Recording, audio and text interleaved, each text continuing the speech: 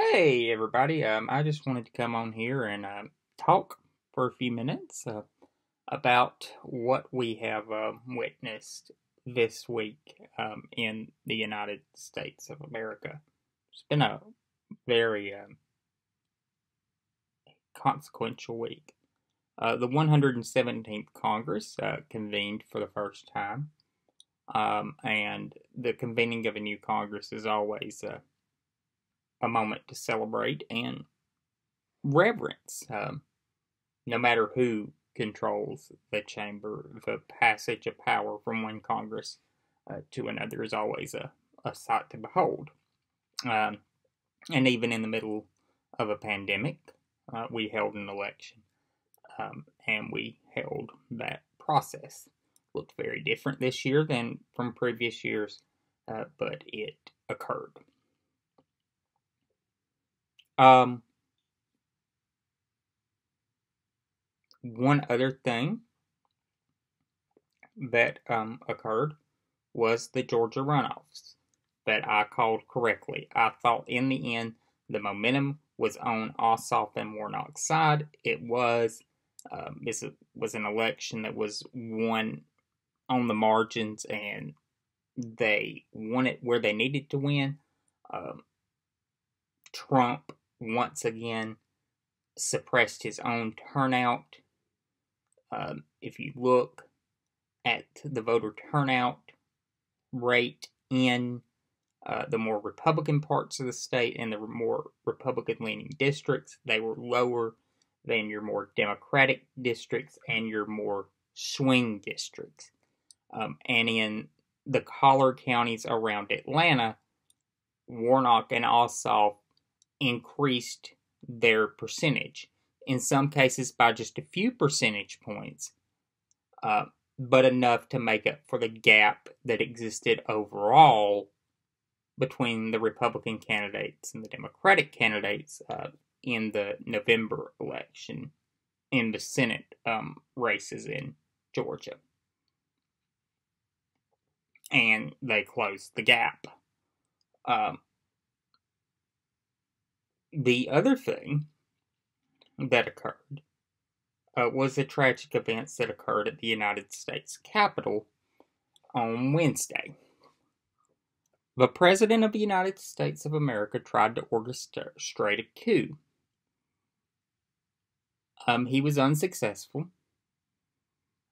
Supporters incited by him staged an insurrectionist riot, a domestic terrorist attack at the Capitol.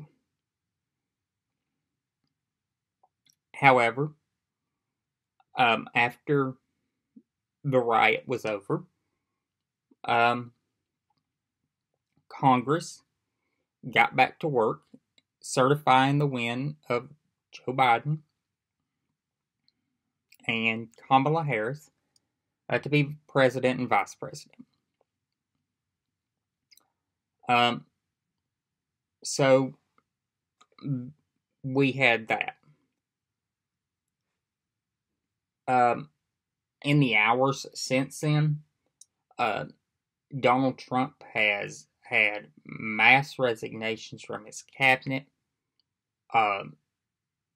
He has had calls for his resignation from Republican lawmakers, former members of his administration, and now a drive to impeach him yet again.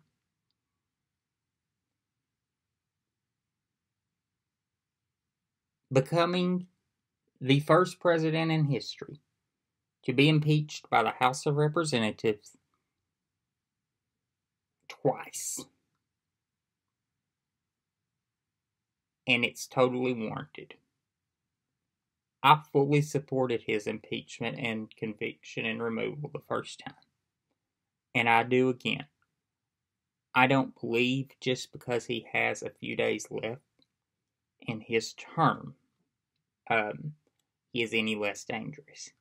The biggest thing to me is that impeachment will do is it will prevent him from ever holding public office again. Because once the Senate convicts and removes him, they vote on that separate resolution that prevents him from ever holding federal office again. And that is what is needed.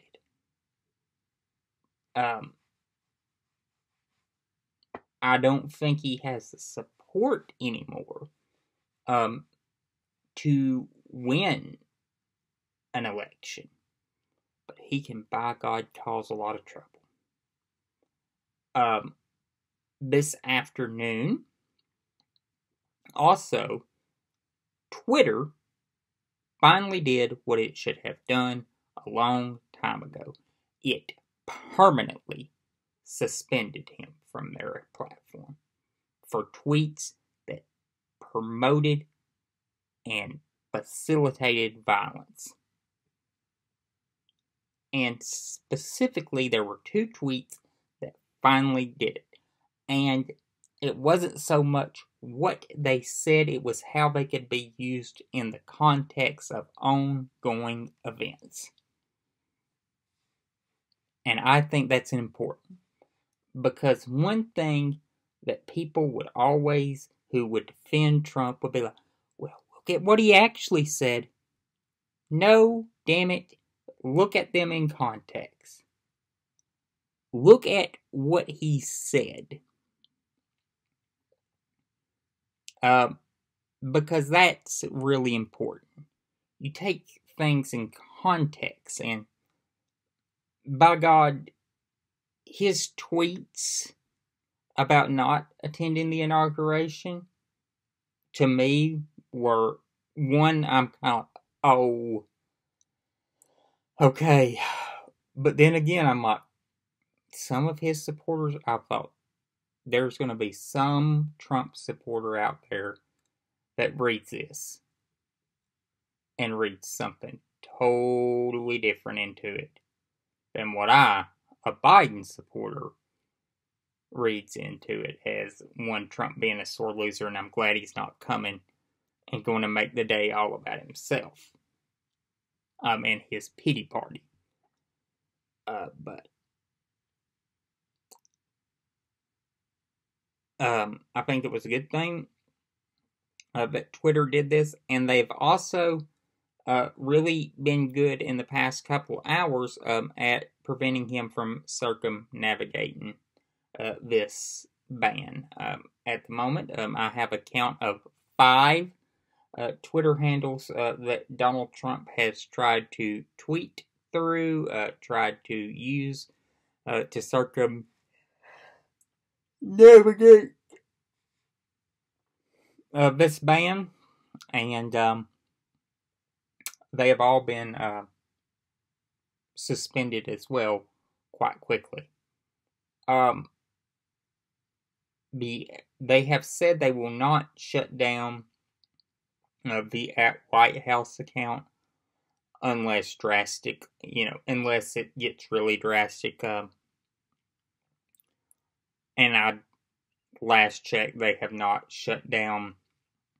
Now let me rephrase it: the @White House 45 handle, and they have not shut down EOP @45 staff handles, which is the Twitter handle if you work in the EOP. This EOP you have, Biden EOP, will be @EOP 46. It's a way to archive the tweets. Those do not appear to be affected, and only one EOP staffer's personal account has been affected that I can see, and that, of course, is the keeper of the Twitter, Mr. Scavino. So that is my thoughts on the events of the past week. It's been a very sad week, but also a very good week. Congratulations to Senators-elect Warnock and Ossoff. I look forward to your arrival in the United States Senate and seeing the great things that you will do for my neighbors to the east in the great state of Georgia. I'm very troubled by what happened at the Capitol of the United States of America. I think it's very scary that kind of breach of security could occur.